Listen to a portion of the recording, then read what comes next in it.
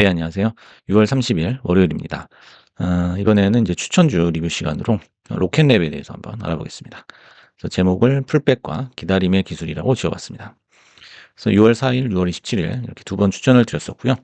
6월 4일 날 추천드린 이후에 40% 정도 상승을 하게 됐죠. 그래서 이제 풀백이 한번 나온 후에 연속 상승했다라고 써놨는데요. 풀백이라는 거는 이제 조정을 얘기하는 거죠. 그다음에 되돌림이라고도 표현을 하고요. 그래서 이렇게 차트를 보시면 요 정도쯤에서 아마 추천을 드렸을 거예요.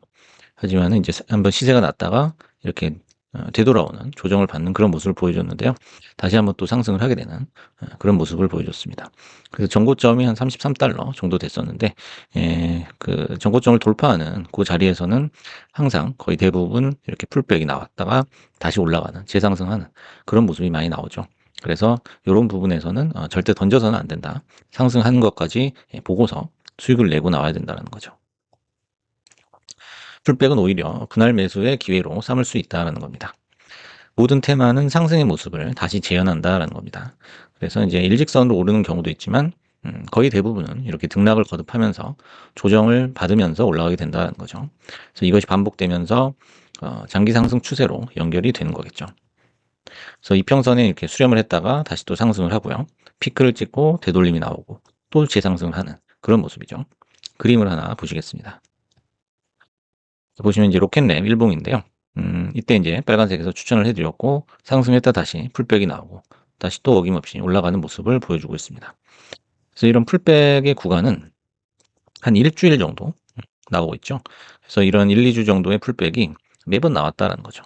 여기는 이제 그 시장 전체가 하락하는 구간이었고요. 상승하는 그 채널 안에서는 이렇게 파동이 나오게 되는데요. 이렇게 하락 파동이 한 번씩은 나오게 된다는 거죠. 이런 과정에서 이전에 매물을 다 소화를 해주고 가벼워진 상태에서 다시 또 상승 추세를 연결해 나간다는 겁니다.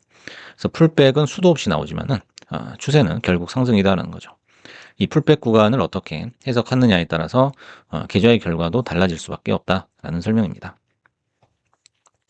만약에 그 매매 계획을 제대로 세워두었다면 단기 조정은 필수적이기 때문에 그때가 기회가 될 수 있다는 거죠. 그래서 로켓램 역시 고점 대비 22%의 조정을 받았다는 겁니다. 네, 이 고점 대비 여기까지 22%의 조정이 나온다는 거예요. 그래서 이런 부분이 이 회사가 망했다거나 추세가 깨졌다거나 그렇게 해석한다기보다는 일시적인 조정이다. 그리고 여기서 오히려 기회를 잡아야 된다는 거죠. 결과적으로 유동 물량을 얼마나 빼서 아래에서 재매집하느냐가 수익률의 관건이다라고 말씀을 드렸는데요. 이건 표를 하나 보시겠습니다. 보시면 이제 하나의 종목을 매수를 하더라도 이렇게 고정식으로 그냥 묻어두는 거, 그 다음에 전에 말씀드렸던 부분 유동식 전략이죠. 그래서 이제 고정 자금은 그냥 건드리지 않고요. 유동 자금은 이렇게 등락을 거듭하는 파동마다 한 번씩 매도해주고 매수해주고 이거를 이제 반복을 해주는 거죠. 유동 자금이라고 해가지고 이제 하루에 몇 번씩 이렇게 단타를 치고 이런 얘기는 아니고요. 이런 파동을 잘 보고서 피크와 그다음에 바닥을 잘 구분을 해야 된다는 거죠. 그래서 이제 매수 단가가 상당히 낮아진다는 걸 볼 수가 있습니다. 그래서 이제 수익률 면에서도 거의 10%포인트 정도 차이가 나기 때문에 여러분들이 하나의 종목을 매매한다라고 할 때도 그 안에서 얼마나 이제 유동 자금을 가져갈 것인가, 이걸 어느 정도 배분을 할 것이냐, 이게 굉장히 중요하다라고 볼 수가 있겠습니다. 그래서 테마주는 나의 사고방식이 얼마나 유연하느냐에 따라서 단기 수익이 좌우된다라고 할 수 있겠습니다. 그래서 풀백 자리에서 던지는 것을 반복하면 도저히 수익이 날 수가 없다는 거예요. 항상 주식을 할 때는 지엽적인 것보다는 이렇게 길게 큰 그림을 보는 게 중요하죠. 그래서 최근 3개월 동안의 이 로켓랩의 추세를 보더라도 누가 봐도 팔아서는 안 되는 그런 모습이에요. 그래서 중간중간 이렇게 풀백이 나올 때는 유동 자금을 활용할 수는 있겠죠. 하지만 전반적으로는 추세가 상승이기 때문에 여기서 전액을 다 던져서는 안 된다는 거죠.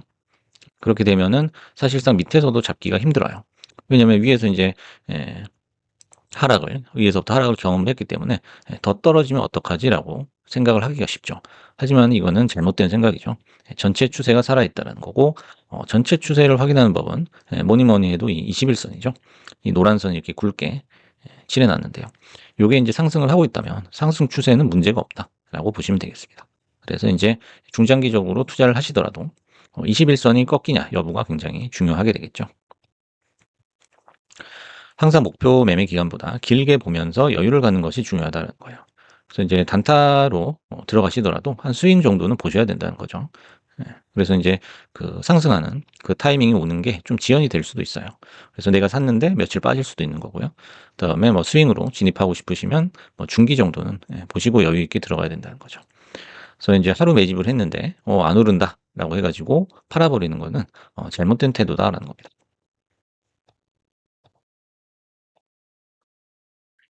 그러면 이제 로켓랩의 최근 뉴스를 한번 살펴보겠습니다.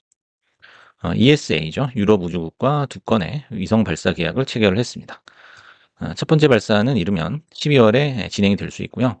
해당 프로젝트의 신속한 완료가 핵심 과제였어요. 그래서 로켓랩을 선정했다라고 밝혔습니다. 그리고 67번째 일렉트론 로켓 발사를 성공적으로 완료했죠. 이 로켓은 지리공간 분석 서비스 제공업체인 호크아이 360을 위해서 4개의 위성을 저궤도로 보낸 거죠. 로켓랩은 토요일에 68번째 로켓 발사를 성공적으로 완료를 했습니다. 그리고 이거는 이제 역대 가장 빠른 발사 간격을 기록했다는 겁니다. 이제 그 일렉트론, 다음 단계에 더 큰 규모의 이제 뉴트론 로켓도 출시를 앞두고 있는데요. 이 로켓 같은 경우에는 크기와 성능 면에서 스페이스X와 직접 경쟁하게 될 것이다라는 거죠. 스페이스X의 팔콘 9이죠. 그래서 뉴트론은 일렉트론보다 훨씬 더 많은 탑재량을 자랑하고요. 로켓 발사당 더 많은 잠재 수익을 창출할 수 있다라고 합니다. 그래서 이제 팔콘 같은 경우에 발사 비용이 엄청나죠. 만약에 이 로켓랩의 뉴트론이 제대로 이제 발사에 성공을 한다면은 엄청난 이제 센세이션을 불러올 것이다라는 거죠. 그리고 뉴트론은 이제 2025년에 첫 발사될 것으로 예상을 하고요. 상업 발사는 향후 몇 년 안에 계획을 하고 있다고 합니다. 그래서 매년 몇 차례의 뉴트론 발사만으로도 매출 성장에 상당한 영향을 미칠 수 있다라는 거죠. 그다음에 로켓랩은 발사 외에도 우주 시스템 부문의 역량을 구축하고 있습니다. 우주 시스템 부분이라고 하는 거는 이제 위성이나 태양 전지판처럼 우주의 탑재체에 탑재되는 장비들이 포함이 된다고 하죠. 최근에는 방위위성 부문으로의 수직적 통합을 강화하기 위해서 지오스트를 인수를 하기도 했습니다.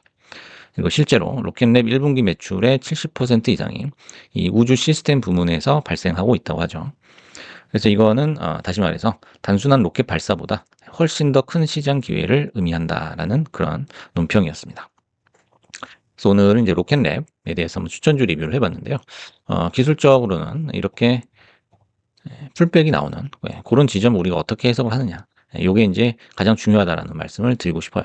그래서 단기적으로 이제 뭐 1, 2주 정도 빠졌다고 해가지고 여러분들이 주식에 대해서 이렇게 그 시각이랄까요? 이런 거를 급하게 바꿔서는 안 된다는 거예요. 늘 말씀드리지만 매매 계획을 세운 부분이 있다면 그거를 이제 해당 기간 동안 끝까지 밀고 나가는 게 가장 중요하다라는 거. 그다음에 추세가 굉장히 중요하기 때문에 추세가 꺾이지 않는 이상은 뭐 추가 매수라든지 기존의 매매 계획의 변경을 가져갈 필요는 없다라는 그런 말씀을 드리면서 마무리하겠습니다. 감사합니다.